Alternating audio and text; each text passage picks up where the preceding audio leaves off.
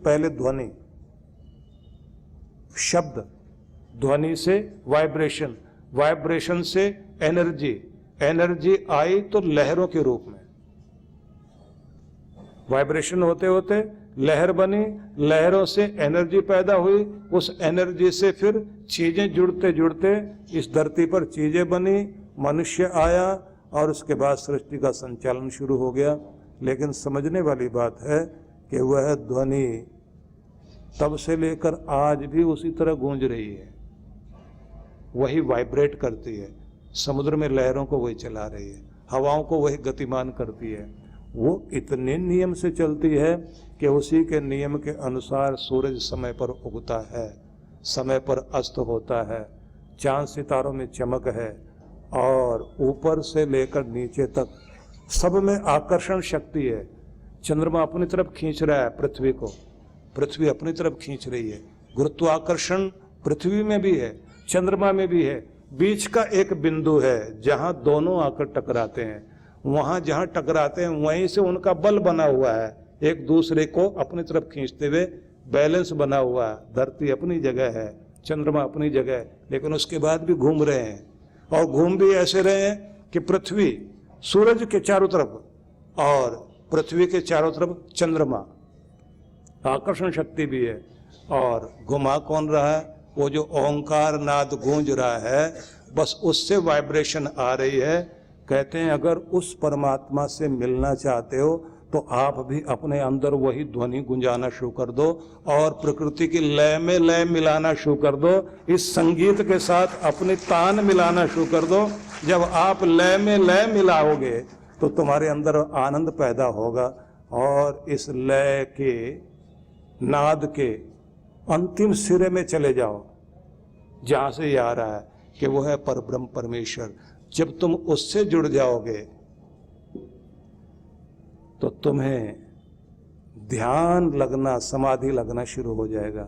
और दूसरी तरफ कहते हैं कृष्ण भगवान कि उसे याद करते हुए, उसका उच्चारण करते हुए और मुझे स्मरण करते हुए, मतलब अपने इष्ट देव को महत्व देना है। आपने इष्ट देव को ध्यान रखते हुए, क्योंकि उसके निर्देशन के अनुसार आप दुनिया जी रहे हो। कृष्ण भगवान ने कलयुग को कैसे जीना है ये अपने अवतार में बता दिया कि शकुनी भी मिलेगा तुम्हें, विदुर भी तुम्हें मिलेगा, सुदामा भी तुम्हें मिलेगा, किसके साथ कैसे बैठना है।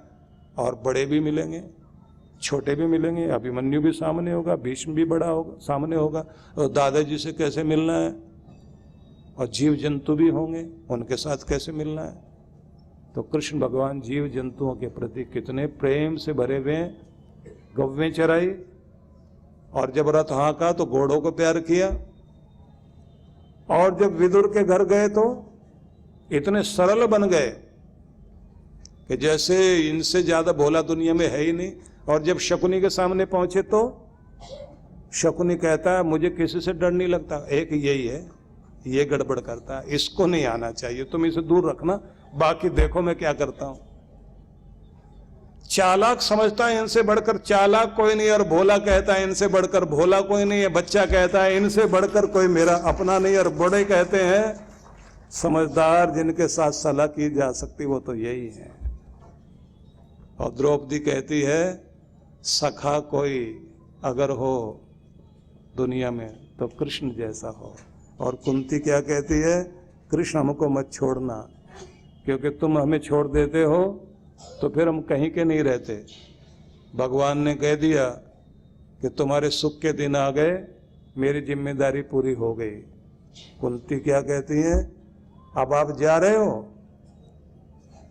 कृष्ण भगवान बोलते हैं द्वारिका जा रहा हूं, अपना कर्तव्य पूरा कर दिया, तुम्हारे बच्चों को राजपाट मिल गया है, ऐश्वर्य तुम्हारे पास आ गया है।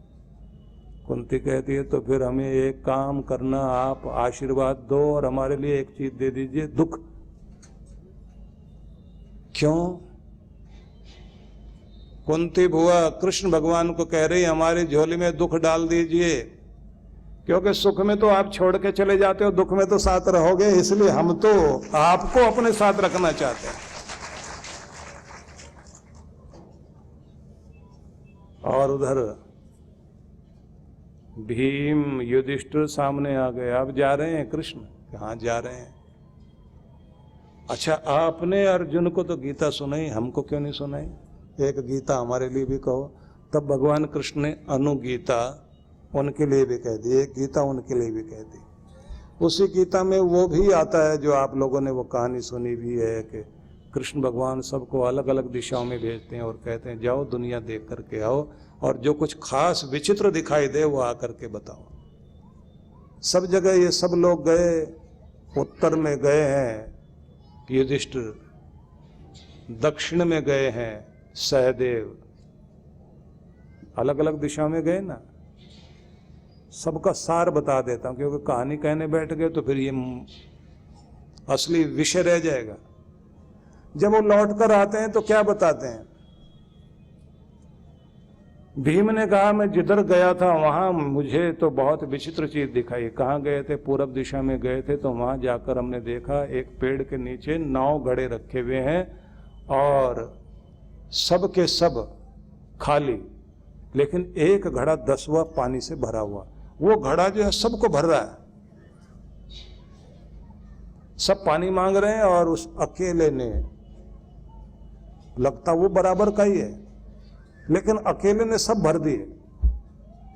और जब वो खाली हो गया तो उसने कहा भैया मैं तो सब तुम्हें दे बैठा, अब थोड़ा थोड़ा तुम मुझे दो। उन्होंने दिया ही नहीं। हमने क्या देखा ये? कृष्ण भगवान बोले कलयुग देख लिया तुमने। 9 घड़े जो पानी मांग रहे थे वो बेटे थे, और वो जो भर रहा था वो बाप था। उस अकेले ने 9 का पेट भर दिया, लेकिन जब उस बाप ने 9 से मांगा थोड़ा थोड़ा मुझे भी दो, एक ने नहीं दिया। नालायक थे सारे के सारे। ये देगा वो देगा, ये ध्यान रखेगा, ये देख लिया तुमने। सुनाऊं कथा? तैयार हैं तो ये वाली भी सुना देता हूं। सुनी तो होगी आप सबने। अर्जुन ने भी आकर के कहा कि मैंने जो देखा पश्चिम में मुझे भी कुछ अच्छा नहीं लगा। क्या देख लिया? मैंने देखा कि 3 तालाब हैं, बीच में एक तालाब है बिल्कुल खाली पड़ा हुआ है, उसके बराबर में एक और तालाब है वो भी खाली पड़ा हुआ है, एक किनारे वाला तालाब है जिसमें पानी है। तो बराबर वाला उससे कहता भाई मुझे पानी दो, तो वो सुनता ही नहीं उसकी बात। और उधर वाला जो तालाब है वो मांग कुछ नहीं रहा, राग दरबारी गा रहा है बैठ के, मतलब चिरोरी करना, तारीफ करना, झूठी तारीफ। और ये क्या करता है, इधर से सारा पानी उसको दे रहा है, बराबर वाला खाली। पूछा ये कौन है? बोले ये जो बराबर में जो पानी मांग रहा है ना, ये तो है भाई। ये 2 भाई हैं, एक के पास पानी है दूसरे के पास नहीं है, और वो है निकम्मा जो कुछ नहीं लगता इसका, बस वो मीठी मीठी बातें करता है, और ये अपने भाई को नहीं देता उसको दे रहा है। ये कलयुग है कि अपने भाई का ध्यान नहीं रखेगा आदमी, और जो नालायक लोग हैं उनको सब कुछ लुटा देंगे।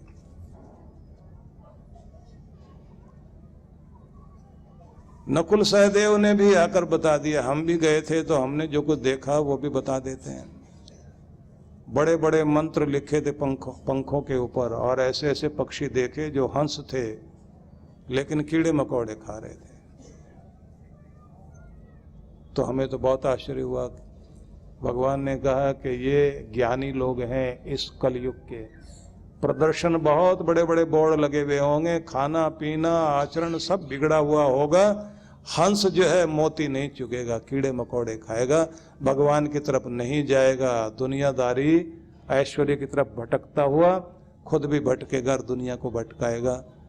तो युधिष्ठिर महाराज बोले कि ये तो कलयुग बहुत खराब युग है और दुनिया तो उसी तरफ जा रही है।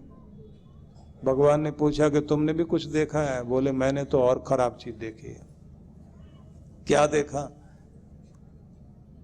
तो युधिष्ठिर बताते हैं मैं उत्तर दिशा में जा रहा था हिमालय की तरफ, और हिमालय में ऊंची चोटी के पास मैंने देखा एक बहुत बड़ा भूखंड, एक शिलाखंड बड़ी सी एक शिला ऊपर से लुढ़कती हुई नीचे की तरफ आ रही, और जब वो नीचे आ रही थी तो जैसे जैसे वो चट्टानों से टकराती थी तो आग लगती थी, जंगल जल रहा था, विनाश हो रहा था, जीव जंतु जलते जा रहे थे। और लग ये रहा था कि अगर ये लुढ़कती भी नीचे की तरफ चली गई ये चट्टान तो बस्तियां तबाह कर देगी, चारों तरफ आग ही आग फैल जाएगी। लेकिन मैंने ये देखा कि वो गिरते गिरते गिरते गिरते नीचे जहां खाई थी वहां एक छोटा सा पौधा था, उसमें फूल लगे हुए थे। नन्ही सी टहनी पर आकर इतनी बड़ी चट्टान ऐसे टंगी रह गई जैसे किसी ने उंगली पे थाम लिया उसको, और उसके बाद शांति हो गई। भगवान कृष्ण से पूछे ये सब क्या था? बोले कलयुग में विनाश ऊपर से लेकर नीचे तक आएगा, सबको जलाएगा, लेकिन उसे अगर कोई रोक सकता है तो धर्म का छोटा सा नन्हा सा पौधा जिसके ऊपर जाके वो रुक जाएगा, नहीं तो विनाश ही विनाश होगा। तो सबने कहा तो महाराज आपकी शिक्षा क्या है? बोले अगर कलयुग में ठीक रहना तो केवल धर्म का ही सहारा लेना पड़ेगा, धन का सहारा लोगे तो विनाश की तरफ जाओगे। अगर अपना कल्याण करना है तो धर्म पूर्वक धन कमाओ, धर्म पूर्वक अपनी कामनाओं की पूर्ति करो, और धर्म पूर्वक जीवन जीते जीते आखिर में मुक्त होने की कोशिश करो। इसी को बोलते हैं चार फल, धर्म, अर्थ, काम और मोक्ष। ये चारों व्यक्ति को प्राप्त करने चाहिए। तो भगवान श्री कृष्ण ने ये जो गीता का एक अलग ही रूप दिया, जिसे हम आखिरी संदेश के रूप में जानते हैं, तो ये भी बड़ा अद्भुत है। लेकिन इस सब में भी एक बात ध्यान रखने की है कि बार बार वो कहते हैं, गीता में अगर अलग अलग जगह पढ़ोगे ना तो एक बात पर बहुत बल दिया भगवान ने, अकेले हो, अकेले होकर एकांत में बैठो और अंदर उस नाद को सुनो जो परम का नाद चल रहा है। योगी युंजीत सततम आत्मानम, निरंतर अपने आप को जोड़े रखो। अब यहां शब्द देखिए, योगी युंजीत सततम आत्मानम, इसके आगे शब्द दिया रहसी स्थित, एकांत में बैठकर। एकांत स्थान ढूंढना शुरू करो, एकाकी या चित्तात्मा, रहसी स्थित, एकांत में बैठो, एकाकी और अकेले हो जाओ, बिल्कुल अकेले बैठना और मन को खाली कर लेना। उसके बाद उस आवाज को सुनो जिस दुनिया में चल रही है, परम की आवाज को सुनना शुरू कर दो। बस यहां से तुम्हारा हृदय भगवान से जुड़ना शुरू होगा और तुम्हारा कल्याण हो जाएगा। इसलिए भगवान ये कह रहे हैं कि ओम से जुड़ो और मेरा ध्यान करो।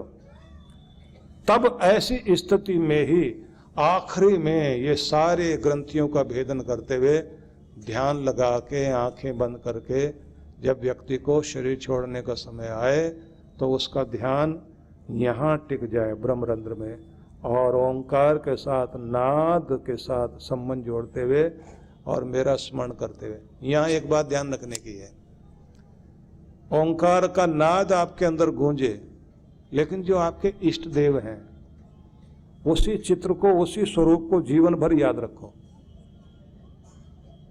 और आपका गुरु मंत्र जो ओंकार से जुड़ा हुआ है उसको आपने उच्चारण करना है, इतना कि आपको हिचकी आए, डकार आए तो आपके मुंह से गुरु मंत्र निकले और ध्यान में रहे इष्ट देव, चित्र वही।